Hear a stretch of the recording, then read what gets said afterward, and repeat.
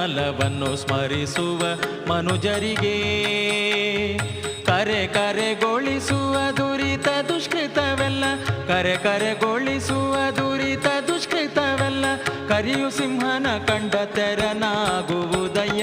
ರಾಘವೇಂದ್ರರ ಚರಣ ಕಮಲವನ್ನು ಸ್ಮರಿಸುವ ಮನುಜರಿಗೆ ಗುರು ರಾಘವೇಂದ್ರರ ಚರಣ ಕಮಲವನ್ನು ಸ್ಮರಿಸುವ ಮನುಜರಿಗೆ